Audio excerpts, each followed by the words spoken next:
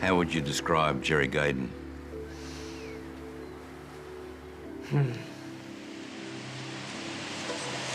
You've missed out really big time. If you were here, I could give you a big hug.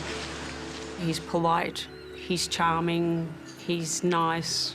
Thank you. But there is just something about Gerry that I've never, ever trusted. Ziggy, you've met Gerry Goeden. I have. Come on, everybody, refreshment time. What can you tell me about him? What can I tell you about Gerry?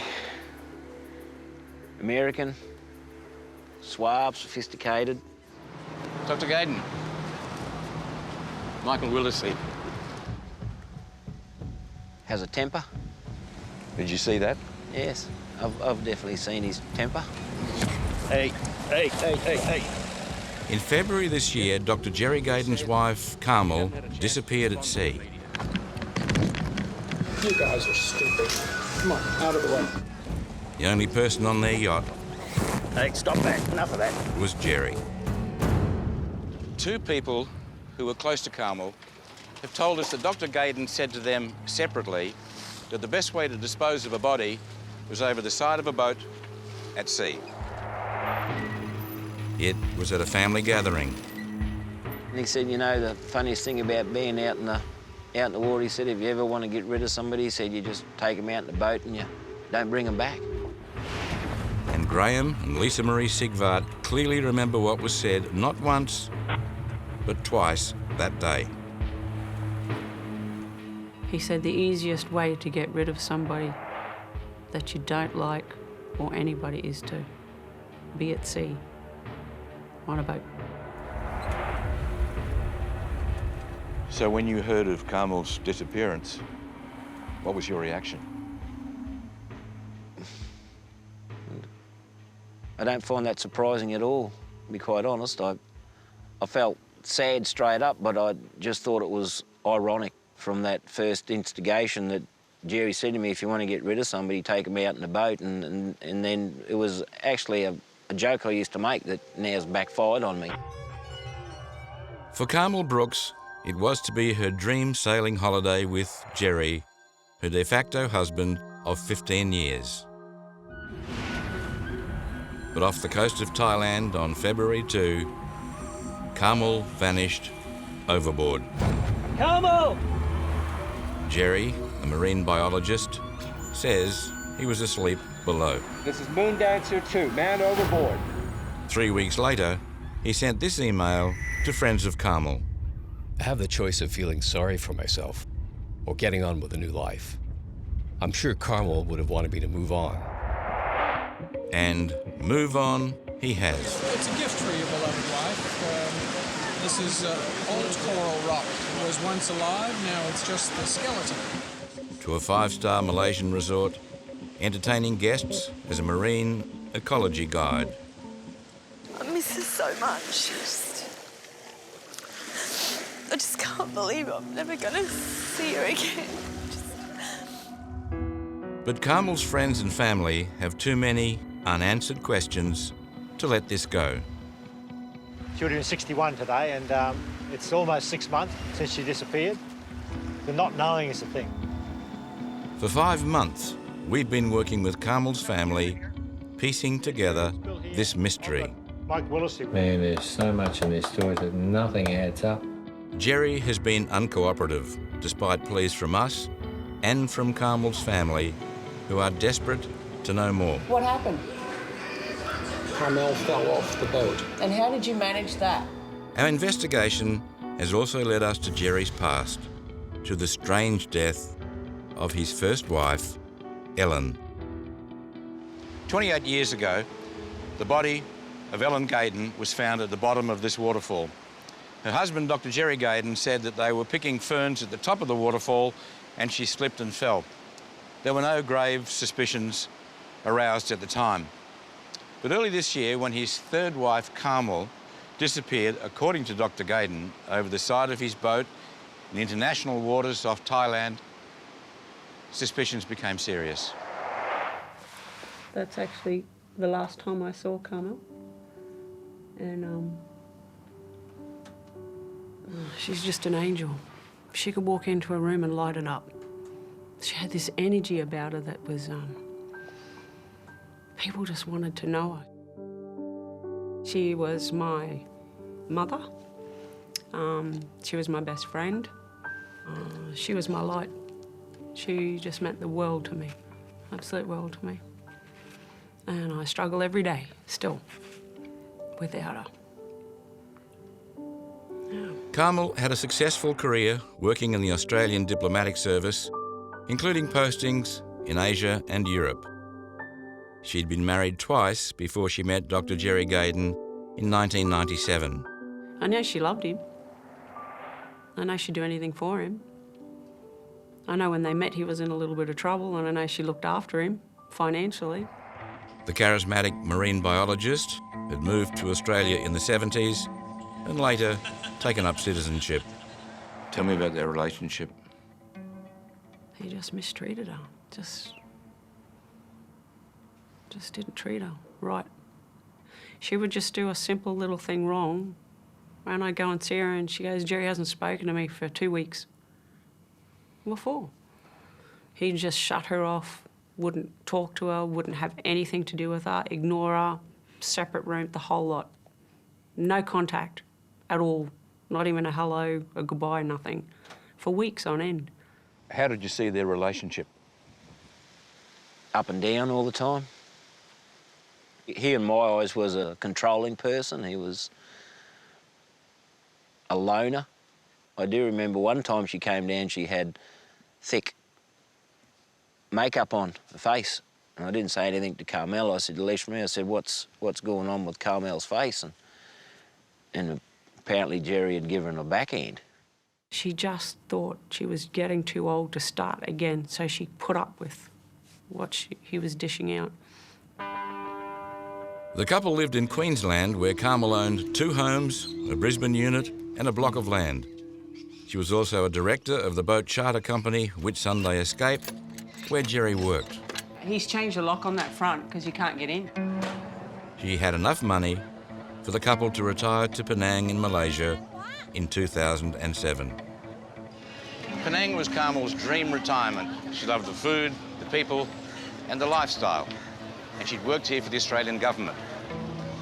It was 5 years ago that Carmel and Gerry Goeden set sail from Airlie Beach for the last chapter of their lives together. 3 months before she disappeared, Carmel changed her will. Do you know what the will states? From what I understand, I think Gerry was the main beneficiary of this latest will. At the end of January this year, Carmel and Gerry set sail from Malaysia for Thailand. They planned to cruise around the Andaman Sea for a month. That was her dream. Michelle Black is one of Carmel's closest friends. They'd known each other for 25 years. How is Carmel with the water?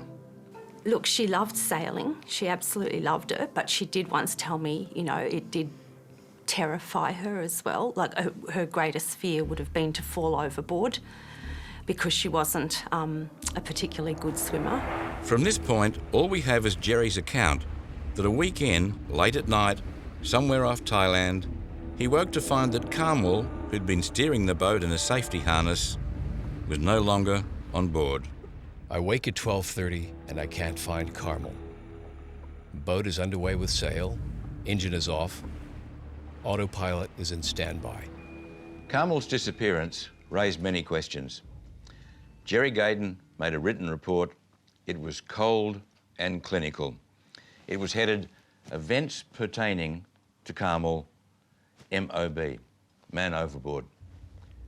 It offered little comfort to family and friends. I call out repeatedly, and I think I hear her voice. I believe now that this was the sound of wind and my imagination. This is the boat that Dr. Gerry Goeden built and from which he says his wife Carmel disappeared. Now, there are many discrepancies and contradictions in his accounts of what happened that night.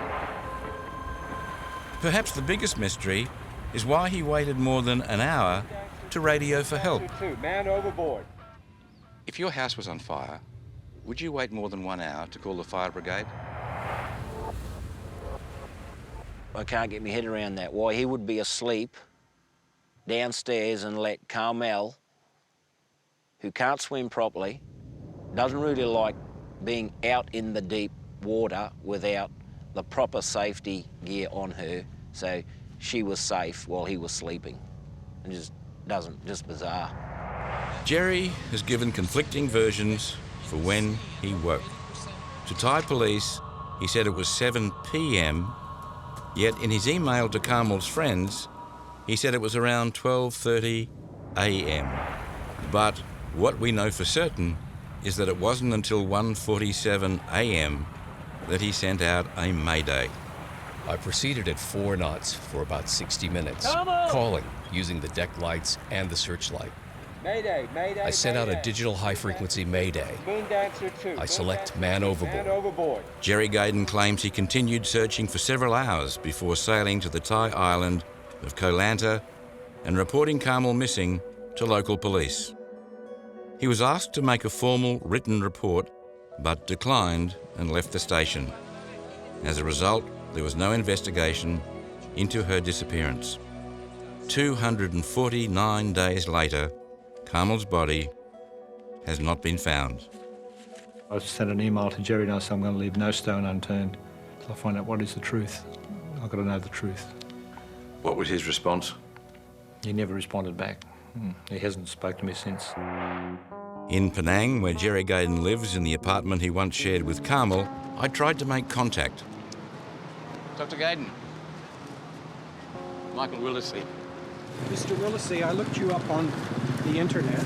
Yep. And it said that you had offended a lot of people. You have been in and out of your work. You have a reputation for bad journalism. And that's what I was reading about you. So I don't really feel you're a person I should speak to. But you haven't answered questions to anyone. Most importantly, the family. These are really important questions. 2 women dead, your wives. It's funny. You're a very offensive man. You're very offensive. There are so many inconsistencies in what you've said, especially about the night that Carmel disappeared. Careful.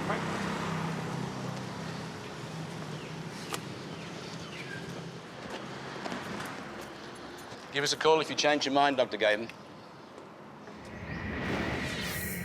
There'd been an accident for some reason. Ellen had slipped, a massive injury to the back of her head.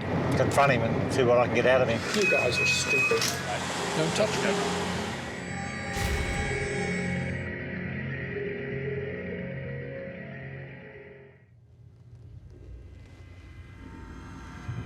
In his search for answers, Carmel's brother is looking through old newspaper reports on the sudden, unexpected death of another woman in Gerry Goeden's life, his first wife, Ellen. With their young son, they lived in Cairns in the early 80s. She was a nice lady. Jock MacDonald was not only their next-door neighbour, he was a local police sergeant. He was on duty the day police were notified that Ellen had fallen from a waterfall at the Barron Gorge while hiking with Gerry. I received a call that I was required up at the Cairns Base Hospital, that Gerry Goeden wanted me up there. I was also informed that there'd been an accident when Ellen had fallen from a waterfall and suffered fatal injuries. Gerry asked, would I go to the mortuary and identify the body? He didn't feel up to it. That was a requirement that the body be formally identified. I knew Ellen quite well, of course, and so I went to the mortuary nearby and identified Ellen. I saw that she'd suffered a massive injury to the back of her head and, of course, was deceased. A massive injury? Yes. Within weeks, Gerry was dating again, a woman he'd known for some time. I do know that she was friendly with Gerry prior to Ellen's death, and certainly afterwards. In fact, she moved in with Gerry sometime after Ellen's death. Dr. Goeden subsequently married another woman. We've spoken to her. She most emphatically does not wish to appear. 2 decades ago, she left Queensland to go into hiding after taking a protection order out against him. One incident caught the attention of Jock MacDonald. During this altercation at Port Douglas, acid had been thrown allegedly by Gerry, and which landed either on the car of or another person's car nearby. Hello, Gerry here. Yeah, Gerry, it's Bill Hiang. I've got Mike Willisey with me, and we're recording. Can I ask you a few questions about what happened? He's hung up. And that would have been the end of the matter if not for the fact that Gerry recently and very quietly returned to Queensland. Friends told Bill, who flew, then drove to Airlie Beach. This trip's to go up there and confront him and see what I can get out of him. It was at this Hungry Jack's that Carmel's brother Bill and stepdaughter Lisa Marie found Dr. Gerry Goeden and finally got to speak to him face to face. You had 8 months to answer questions, and you haven't. You just hide. You hide. Ask a question. What happened? Carmel fell off the boat. And how did you manage that? How did I manage it? You were asleep downstairs. How could you even let her up there at night time? What's the go with that? Where's the life jacket? There should be, if she got eaten by sharks, there'd still be a life jacket around somewhere. You're not interested in like, you haven't said, well, you know, how were you guys getting along? Or how was it? Somebody, you know, she was upset. I know how you were getting on because Carmel emailed me. Before you got on the boat. Okay, let's say I was. Let's say I was angry and fighting and really upset with her. Have you guys ever been angry or upset with your partners? Yes, of course. Okay, so what does that mean? That when she went over, I then said, oh, well, I'm not going to bother to call the police. I won't fill out a report. Why do you think I went to the police? Why do you think I went to them? How long did you take to do that? The next day. Yeah. Okay, well, conversation's finished. You guys are stupid. Come on, out of the way.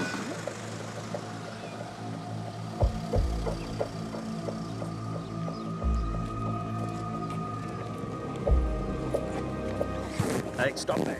All I want is the truth. That's all I'm chasing, is the truth out of it all, to find out what actually really did happen.